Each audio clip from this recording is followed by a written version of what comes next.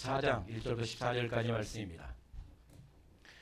여호수아 24장 1절부터 14절까지 말씀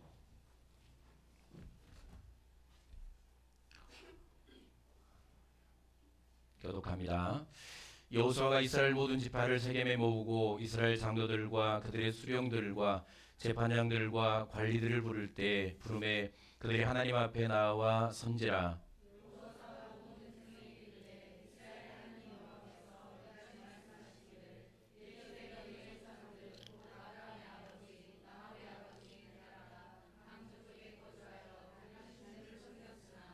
내가 너희의 조상 아브라함을 강저 쪽에서 이끌어내어 가나안 온 땅에 두루 행하게 하고 그의 씨를 번성하게 하려고 그에게 이삭을 주었으며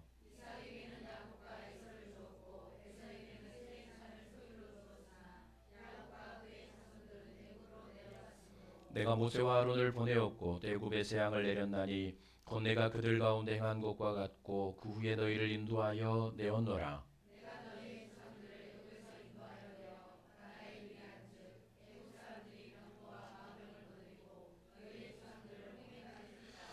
너희의 조상들이 나 여호와께 부르짖기로 내가 너희와 애굽 사람들 사이에 흑암을 두고 바다를 이끌어 그들을 덮었나니 내가 애굽에서 행한 일을 너희의 눈이 보았으며 또 너희가 내 많은 날을 광야에서 거주하였느니라.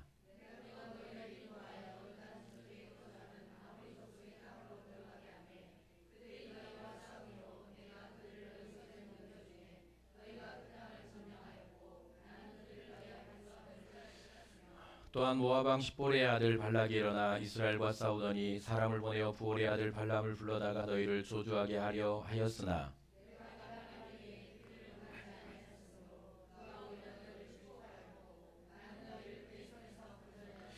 너희가 요단을 건너 여리고에 이른즉 여리고 주민들 곧 아모리 족속과 브리스 족속과 가나안 족속과 헷 족속과 길갓 족속과 휘위 족속과 여부스 족속이 너희와 싸우기로 내가 그들을 너희의 손에 넘겨주었으며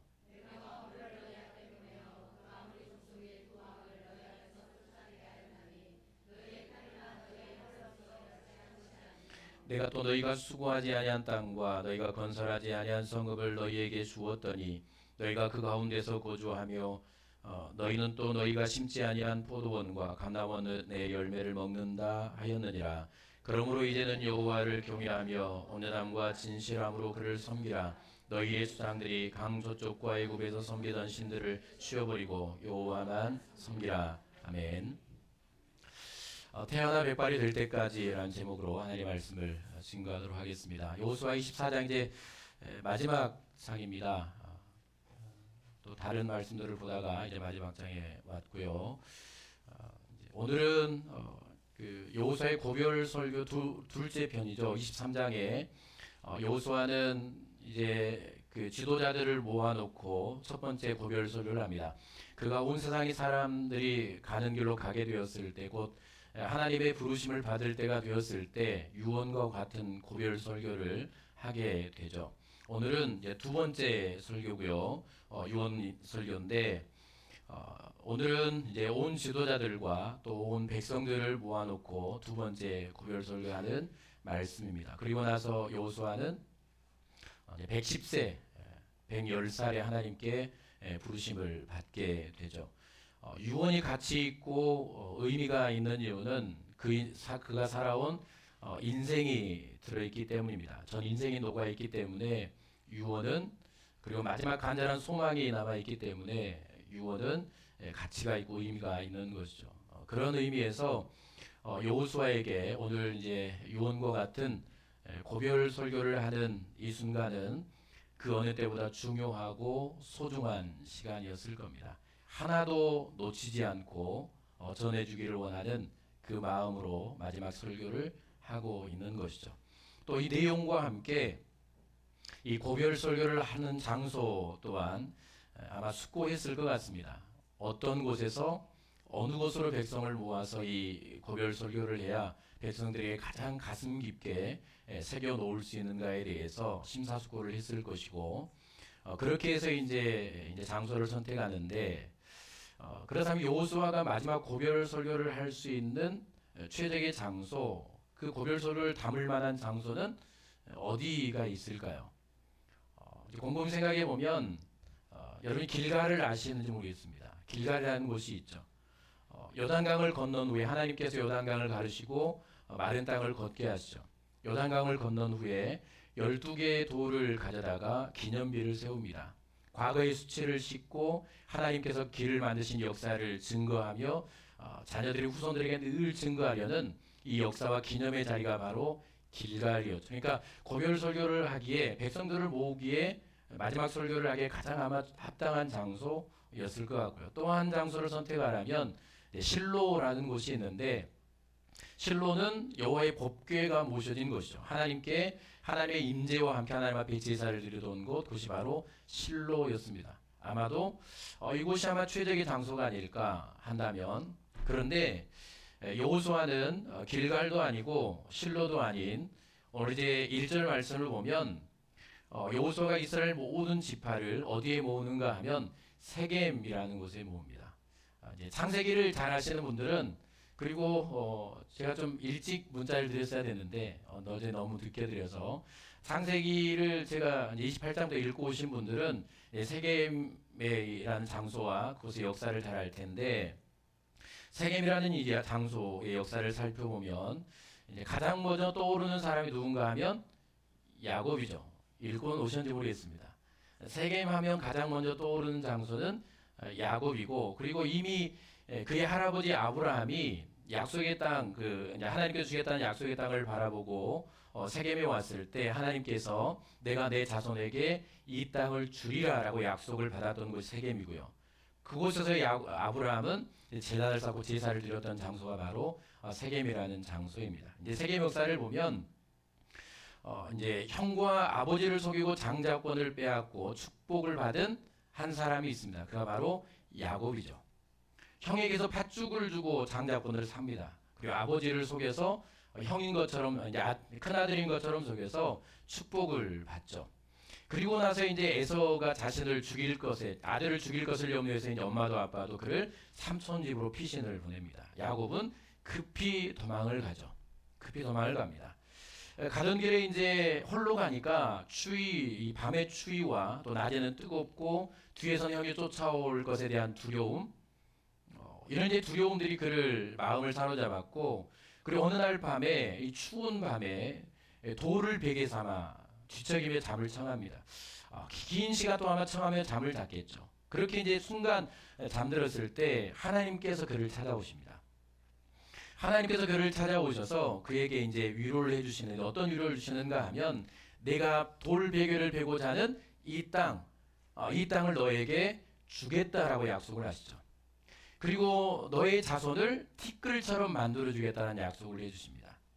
그리고 또 하나 어떤 약속을 하시는가 하면, 네 자손으로 말미암아 아브라함에게 주셨던 약속이죠. 만민이 복을 받게 하겠다라는 약속과 함께, 그리고 그의 평생을 그를 붙들었던 약속의 말씀이 있는데, 내가 오늘부터 네가 고향으로 돌아올 때까지 내가 너와 함께하겠다. 한순간도 너를 떠나지 않고 내가 너를 붙들고 인도하며 여기까지 돌아오게 하겠다라는 약속을 거기서 해주신 겁니다. 아마 엄청난 감격이었을 겁니다. 만약 여러분들이 오늘 기도하는 순간에 이런 음성을 듣는다면 아마 여러분들은 전 재산 아니겠지만 아마 뭔가 드리고도 남을 겁니다. 이런 감격과 감동의 순간에 그가 이제 돌을 가져다가 거기에 기둥을 세우고 기름을 붓고 여호와께 제사를 드리죠. 그리고 그곳 이름을 무엇이라고 짓는가 하면 베델, 하나님의 집이라고 짓습니다. 그리고 또 하나 이제 그가 하나님께 약속을 하죠. 하나님께서 약속하신 대로 나를 이곳에 돌아오게 하면 내가 여기 제단을 쌓고 예배를 드리며 하나님께 11조를 드리겠습니다라는 약속을 합니다. 그리고 그는 그 길을 떠나 삼손 집으로 갑니다. 20년을 살죠. 삼손에게 속고 속으며 20년을 삽니다. 그러나 하나님은 약속하셨던 것처럼 그를 모든 악한 사람들, 속임수, 환경들 가운데 그를 보호하시고, 그가 그토록 원했던 복을, 세상이 말하는 엄청난 부를 주십니다. 복을 주시죠. 그렇게 원했던 복을 다 주십니다. 그리고 20년이 지나서 하나님은 그의 이제 터전을 흔드시고 고향으로 돌아오게 하시죠. 돌아오는 길도 쉽지 않았습니다. 왜냐하면 그의 형 에서가 400명의 군사를 기르고 있었습니다. 왜냐하면 동생 죽이려고. 자기의 장자권, 복을 가로챈 이 동생을 죽이기 위해서 집에서 400명의 군사를 기르죠. 야곱이 온다는, 동생이 온다는 소식을 듣고 그 400명을 거느리고 동생을 죽이러 옵니다. 야곱은 죽음의 위기에 처한 겁니다. 그런데 하나님께서 약복강에서 야곱을 만나주시죠. 그를 고치십니다. 욕심과 욕망에 찌들려 살던 그를 무너뜨리시죠. 이 욕심으로 살 수 있는 인생이 아니라는 사실을 거기서 깨뜨리시는 겁니다. 그리고 난 다음에 그 순간에 하나님은 그렇게 원망과 이 독한 마음을 품고 동생을 죽이려고 했던 에서의 마음을 열어주시죠. 어떤 마음을 주는가 하면 그를 긍휼히 여기는 마음을 주십니다. 야곱을 볼 때, 에서가 야곱을 볼 때 얼마나 불쌍히 여겼던지 끌어안고 웁니다. 이게 불가능한 일이었죠. 하나님이 한 사람의 마음을 만지신 겁니다. 그렇게 하나님은 온통 은혜를 다 부으셔서 야곱을 고향으로 돌아오게 하셨죠. 에서가 야곱에게 고향으로 가자, 나와 함께 집으로 가자라고 할 때 야곱이 세겜이라는 곳에 장막을 칩니다. 기억이 나십니까? 세겜이라는 곳에 장막을 치죠. 왜냐하면 거기 물이 풍부했습니다. 목축하기에 너무 좋았죠. 자기 짐승들에게 물을 마시게 하기에 너무 좋은 땅이었습니다. 그리고 그것은 물질과 사람이 풍성했죠. 장사하기에도 무엇이라도 잘 될 수밖에 없는 풍성한 땅이었습니다. 거기서 장막을 치고 거주합니다. 하나님께서 약속하셨던, 그리고 그와 그 은혜에 감격해서 하나님께 약속했던 약속은 까마득하게 잊어먹습니다. 얼마 전에 하나님께서 에서의 마음을 여시고 고향으로 돌아오게 하신 그 은혜도 잊어먹습니다. 20년 전에 하나님께 약속했던 예배와 그리고 그 약속들을 다 까먹습니다. 은혜를 저버리고 약속을 저버리며 자기의 어떤 또 이 욕심이 차오르지 않습니까? 사람이 그렇게 무너지고 꺾었지만 다시 좋은 걸 보니까 다시 욕심이 새는 겁니다. 그래 다시 그 욕심의 땅에 터를 잡고 살아갑니다. 그런데 거기서 어떤 일이 일어났는가 하면 자신의 딸 디나가 그 땅을 구경하기, 사람들과 풍속과 옷과 아름다움을 구경하기 위해 밖으로 나갑니다. 그리고 이 하몰이라는 아들 세겜에게 성폭행을 당하게 되죠. 이 원수를 갚기 위해서 레위와 시므온은 세겜성의 온 남자들을 죽여버립니다. 포경 수술을 시켜놓고 할례를 시켜놓고 가장 아프고 움직일 수 없을 때 칼을 들고 가서 남자들을 다 죽여버립니다. 엄청난 살인을 저지른 것이죠. 야곱에게 이 땅은 실패의 땅이었습니다. 야곱에게 이곳은 너무나도 아픈 고통의 땅이었습니다. 하나님을 잃어버린 곳, 은혜를 잃어버린 곳, 하나님의 약속을 저버린 곳, 실패와 아픔과 고통의 땅이었습니다. 그 땅에서 여호수아는 메시지를 전하고 있는 겁니다. 그렇다면 여호수아는 세겜에서 어떤 메시지를 전하고 싶었고, 또 오늘 우리가 이 역사 현장에 드려야 될 메시지는 무엇일까요? 오늘 첫 번째 드려야 될 말씀, 결론부터 말하면 전혀 이 땅과는 어울리지 않지만 결론부터 말하면 선하신 하나님, 신실하신 하나님, 그러니까 선하시고 신실하신 하나님의 사랑과 인도하심입니다. 여호수아는 실패와 아픔과 고통의 자리에서 선하신 하나님, 신실하신 하나님, 오늘 1절부터 13절까지 말씀을 보세요. 완벽하게 신실하시고 선하신 하나님입니다. 신선하시고 신실하신 하나님의 사랑과 인도하심을 증거하는데, 지금 여호수아의 설교를 듣고 있는 사람들은 모두 야곱의 후손들입니다. 그의 후손들이죠. 만약에 하나님께서 야곱이 불순종하고 은혜를 저버리며 배신하며 실패하고 고통당한 그대로 그와 그의 가문을 심판하시며 내버리렸다면 그들은 오늘 약속의 땅에 있지 않았을 것입니다. 이미 야곱이 이 땅에 살았던 때가 500년 전이니까. 500년 전이니까요. 그런데 하나님께서는 야곱을 다시 붙드십니다. 그가 베델로 올라가잖아요. 하나님의 말씀을 듣고. 그런 야곱을 다시 붙드시고 그 외의 인생들도 마찬가지입니다. 그의 후손들도 다 이런 이제 일들을 경험하고 이런 역사를 보았으면, 역사를 알면 바로 살면 좋은데 이런 역사와 이런 아픔과 고통의 역사를 보고도 그들은 끊임없는 원망과 불신앙과 불평과 이런 모습들 속에 살아가죠. 하나님은 그런 그들을 포기하지 않으셨습니다. 하나님은 그들에게 신실하셨습니다. 끝까지 그들을 붙드시죠. 그들은 떠났지만 하나님은 떠나지 않습니다. 그들은 배신하지만 하나님은 배신하지 않습니다. 끝까지 붙드시고 하나님은 오늘 어디까지 인도하셨는가 하면 500년 전에 약속의 땅 세겜으로 다시 인도하신 겁니다. 가나안으로 인도하신 것이죠. 이 역사를 다시 한번 보죠. 32절 말씀을 보면 24장 32절 말씀을 보면 이제 장사를 지낸 내용이 나오죠. 함께 읽어볼까요? 24장 32절 또 이스라엘 자손이 시작.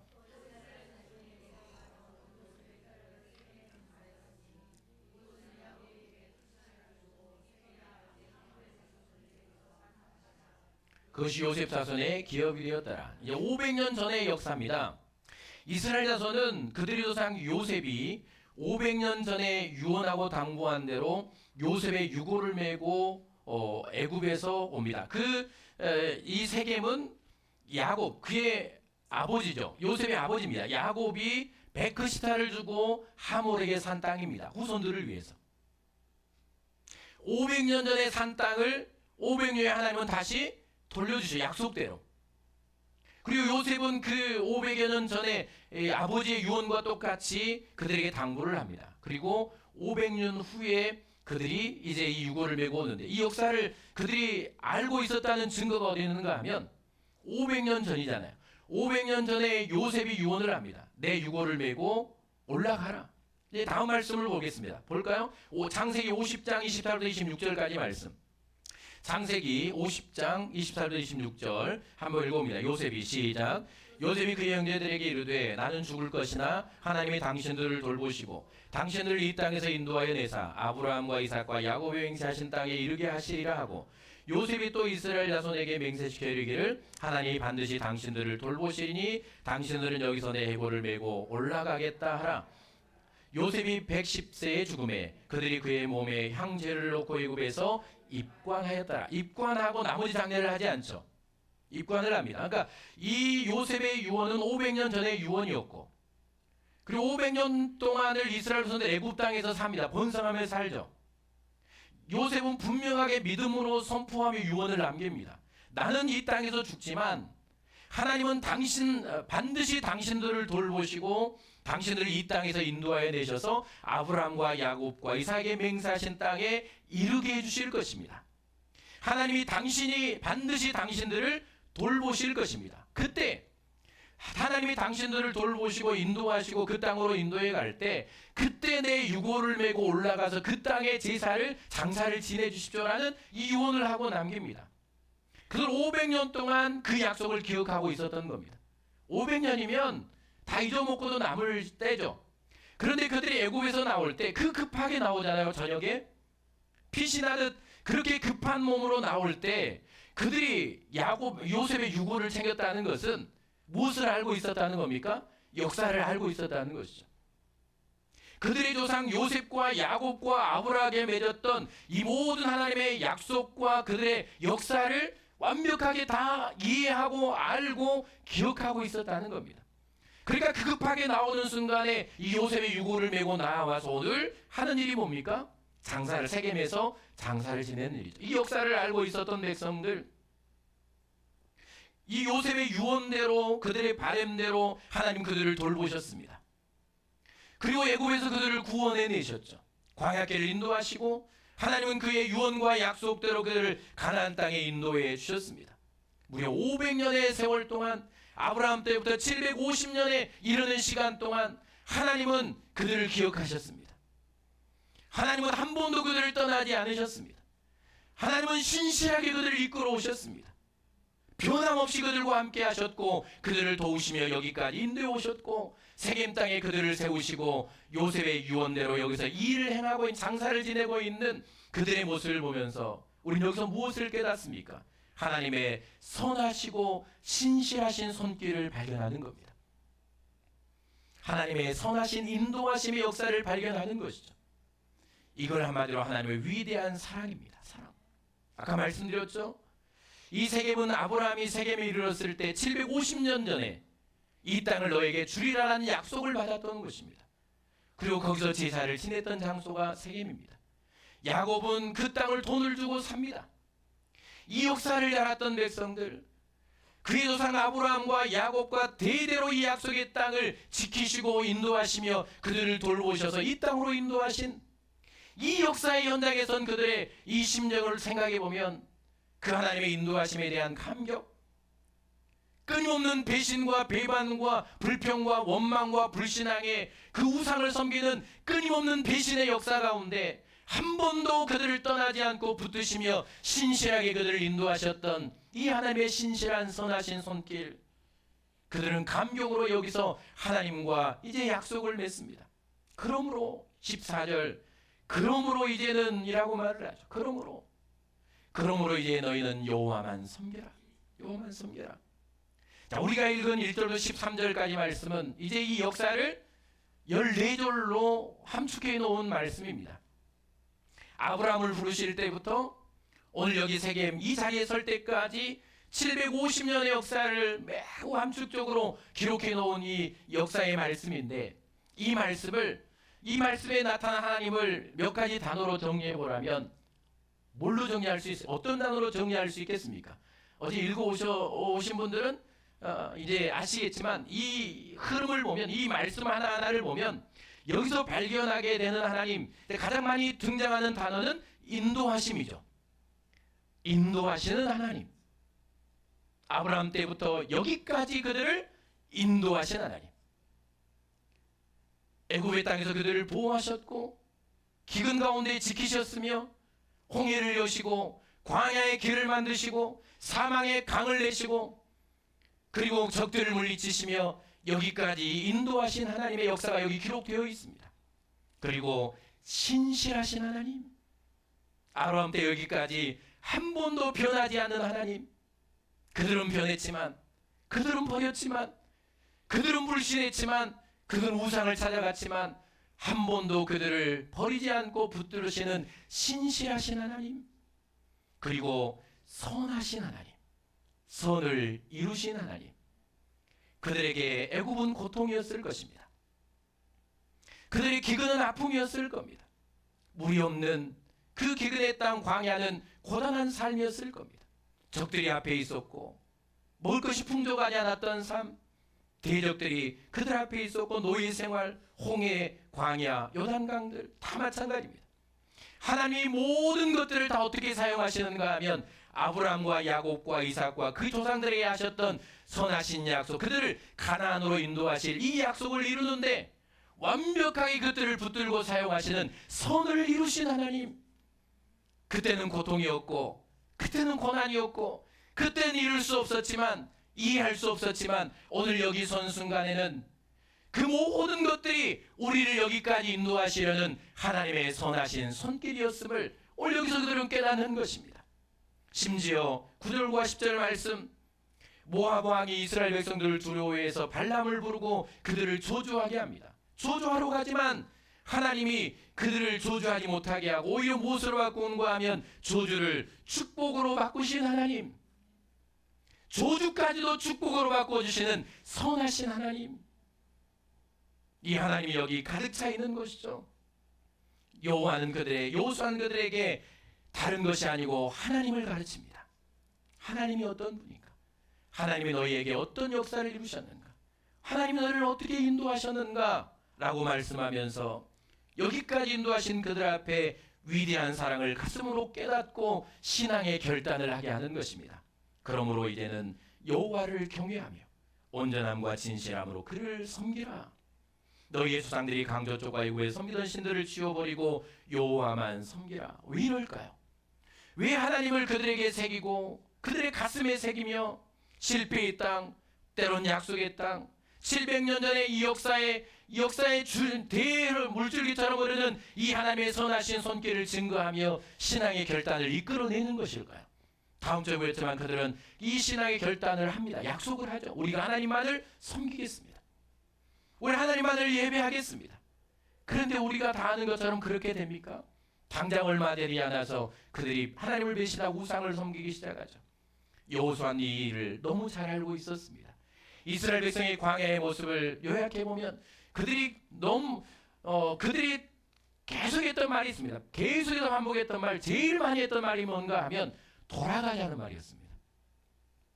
어디로 돌아가자고요? 애굽으로 돌아가자. 하나님은 약속을 지키기 위해서 그들을 애굽에서 구원해 내셨는데 물이 없어도 돌아가자, 먹을 것이 없어도 돌아가자, 고기가 없어도 돌아가자, 애굽이 좋았다, 애굽에는 고기도 있었고 노예로 살았지만 거기는 염려할 것이 없었고 거기는 안식처도 있었고, 그러니 애굽으로 돌아가자, 만나를 내려줘도 고기를 내려줘도 바위에서 물을 내줘도, 그렇게 인도하셔도, 신발과 의복이 떨어지지 않도록 인도해 주셔도, 뭔가 조금만 부족해도 끊임없이 하나님을 배반하며 애굽으로 돌아가자라고 외쳤던 사람들이 바로 이스라엘 백성들입니다. 심지어 가나안 땅 앞에 왔을 때 거기 거인들을 보고 악평하며 우리는 거기에 못 들어간다, 우리를 다 죽이시려고 여기 인도했다, 그러니 우리 사람을 보고 다 애굽으로 돌아가자. 그 실패의 자리를 여호수아는 거기서 큰 충격적인 장면을 보았죠. 여호수아는 그들이 하나님과 모세를 원망하며 애굽으로 돌아가자라고 밤새 통곡하며 우는, 심지어 모세를 향해 여호수아를 향해 돌로 치려 죽이려고 하는 그 실패의 자리에 여호수아가 있었습니다. 그 충격이 얼마나 컸겠습니까? 그는 백성들을 너무 잘 알고 있었습니다. 우리가 그런 것처럼 너희가 여기까지 왔지만, 하나님의 은혜로 왔지만, 또 신앙의 결단을 하지만 나는 너희를 안다. 하나님은 너희를 너무 잘한다.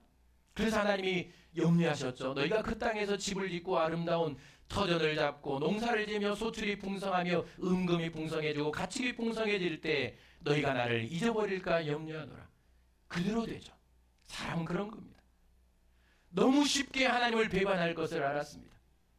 이스라엘 백성이 얼마나 쉽게 하나님을 버리고 떠나갈 존재인가를, 배반할 존재인가를 그는 알고 있었던 것이죠. 그래서 자신이 떠난 후에, 자신이 하나님께로 간 후에 그들이 유혹이 와도 고난이 와도 어떤 시련이 와도 어떤 풍부함이 있어도 하나님을 떠나지 않고 하나님을 섬기며 예배하도록 하나님에 대하여 가르치는 것입니다. 하나님을 그들에게 심어주는 것이죠. 모세도 똑같은 일이 있습니다. 신명기 1장 31절부터 33절까지 말씀을 보면 이렇게 이제 기록을 합니다. 광야에서도 너희가 당하였거니와 사람이 자기의 아들을 안는 것 같이 너희 하나님 여호와께서 너희가 걸어온 길에서 너희를 안으사 이곳까지 이르게 하셨느니라 하나, 하나님이 이 일을 행했다라고 하나님이 안고 업으셔서 아들을 안는 것 같이 너희를 인도하셨다고 내가 너희에게 증거, 하나님이 그렇게 해주셨다고 말을 했지만 너희가 너희 하나님 여호와를 믿지 아니하였다. 그는 너희보다 먼저 그 길을 가시며 장막 칠 곳을 찾으시고 밤에는 불로 낮에는 구름으로 너희가 갈 길을 지시하신 자이니라. 요단강을 건너 가나안 땅에 들어가야 될 이스라엘 백성들을 향한 모세의 설교입니다. 이스라엘 백성이 불순종과 원망과 불평을 하지 않았다면 그들은 40년 앞서 가나안 땅에 들어갔을 겁니다. 그들이 하나님을 불신하지 않고 하나님을 원망하지 않으며 악평하지 않고 이 불신의 말을 하지 않았다면 그들은 40년의 방황의 세월이 없었을 겁니다. 그런데 그들이 끊임없는 불평과 원망과 불신앙으로 돌아가자라고 말하며 그렇게 광야에서 40년을 방황하게 된 이 불행한 역사는 무엇으로부터 하는가 하면, 내가 그렇게도 하나님이 우리를 인도하셨다고 말했는데, 하나님이 이처럼 신실하게 우리를 인도하셨는데 너희가 그 하나님을 믿지 않았기 때문이다. 그래서 하나님을 믿으라고 이제 가나안 땅에 들어갈 이스라엘 백성들에게 다시 하나님을 전하는 것 아닙니까? 불신의 마음들, 하나님의 은혜를 기억하지 못한 망각의 은혜 가운데 살아가는 사람들, 그들에게 하나님을 증거하는 것입니다. 하나님의 인도하신 선하신 하나님, 그들의 필요를 채우시고 보호하신 하나님, 한 번도 한순간도 그들을 떠나지 않고 함께 하시며 갈 길을 여시고 인도하신 신실하신 하나님을 믿지 않으므로 그들은 40년의 이 불행한 역사를 걸어간 것입니다. 그래서 여호수아도 모세도 그들이 다시 실패하지 않도록, 다시 하나님을 배신하지 않도록, 다시 하나님 앞에 신앙이 실패하고 무너지지 않도록, 고난이 오고 유혹이 오고 풍요가 오고 무엇이 그들을 유혹해도 그들이 다시는 하나님을 떠나지 않으며 실패하지 않고 하나님의 은혜와 하나님의 붙드심과 선하신 손길 안에 복의 사람으로, 복의 민족으로 살아가도록 그들에게 하나님을 전하며 가르치고 백성들의 가슴에 새겨주고 있는 것이죠. 사랑하는 여러분, 그럼 우리 들어야 될 메시지는, 우리는 사탄의 공격과 유혹 가운데 살아가는 사람들입니다. 아주 작은 유혹에도 예배를 포기하는 사람들입니다. 신실하게 예배할 것 같지만, 평생 하나님을 섬기며 살아갈 것 같지만, 하나님 없이 못 살 것처럼 지금은 우리가 앉아있지만, 그러나 유혹이 오고 고난이 오면 무너질 수밖에 없는 인생입니다. 내 인생의 짐이 나를 짓누르고 내가 이해할 수 없는 고난이 내 앞에 닥쳐오며 두려움의 일들이 내 앞에 닥쳐올 때에 우리는 쉽게 무너져 버릴 수밖에 없는 인생들이 저와 여러분들인 것입니다.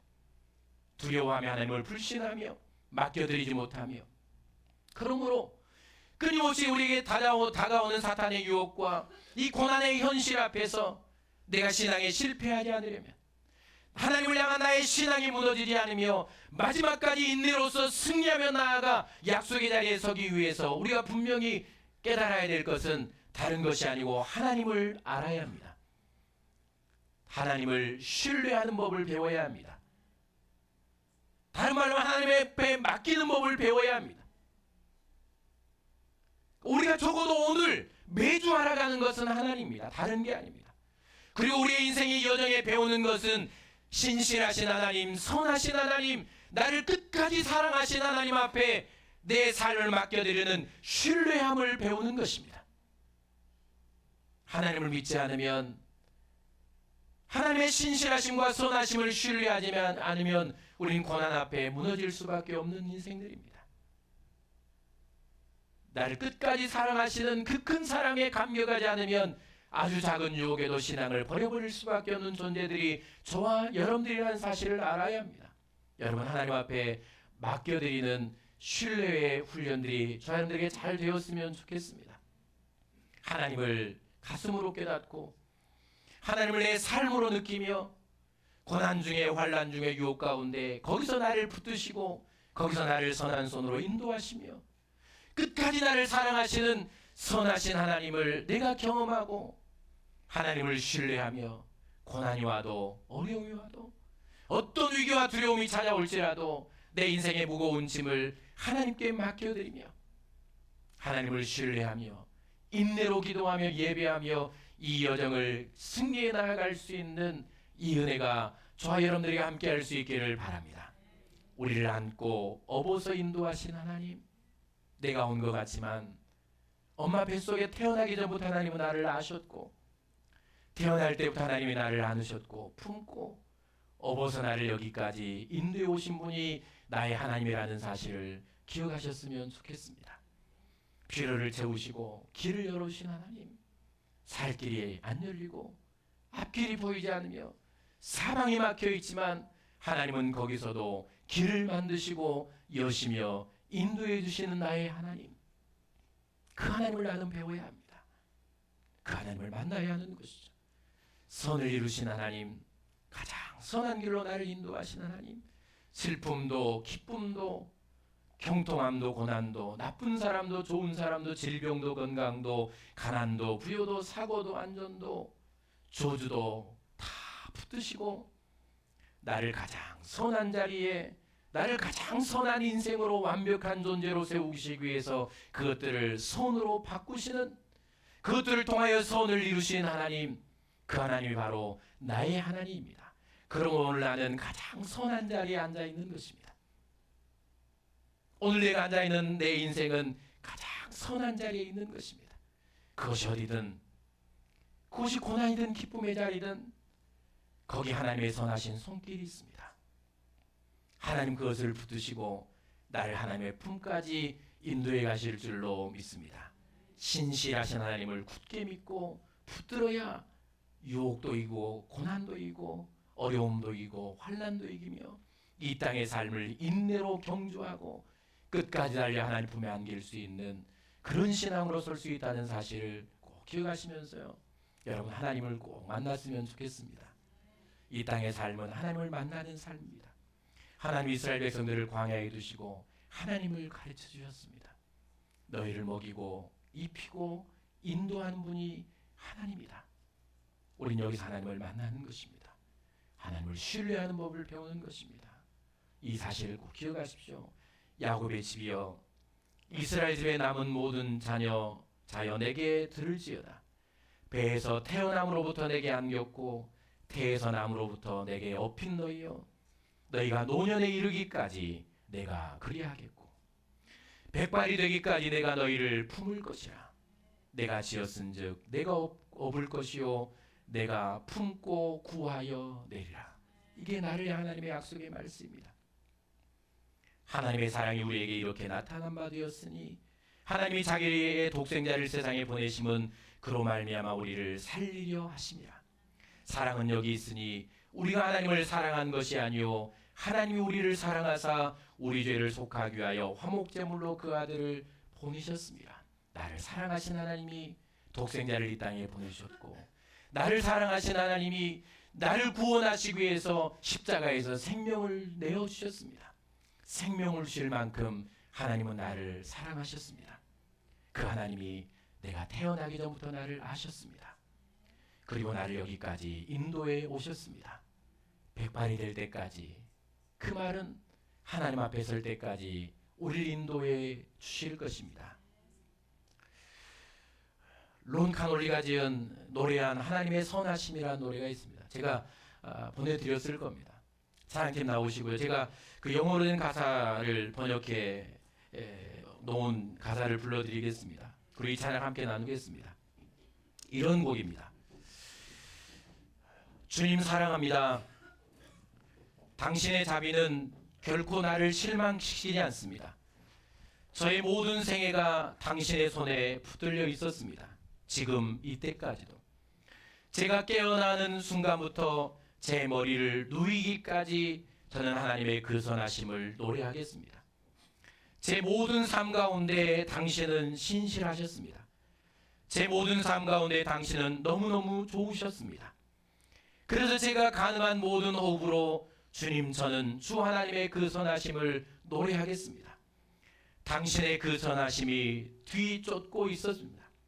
그것이 저를 뒤따라오고 있어요. 저를 말입니다. 저의 삶을 내려놓고 지금 저를 내어드립니다. 제 모든 것을 당신께 드립니다.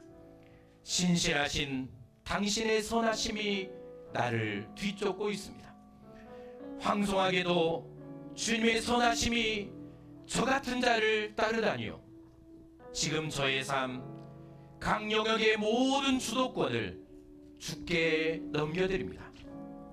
제 모든 삶 가운데 당신은 정말이지 완전 너무 좋으셨어요. 저의 모든 호흡이 끊어질 때까지 저는 하나님의 선하심을 노래할 것입니다.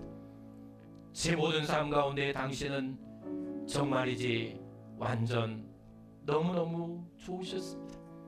고난 가운데도 이 고백이, 눈물 나는 날에도 이 고백이, 기쁜 날에도 이 고백이, 시련이 와도 이 고백이, 하나님은 내 모든 삶 가운데 너무너무 좋으셨습니다. 이 고백이 평생 우리의 고백되고 어떤 고난과 시련도 이 고백과 함께 이겨낼 수 있기를 바랍니다. 함께 찬양합시다.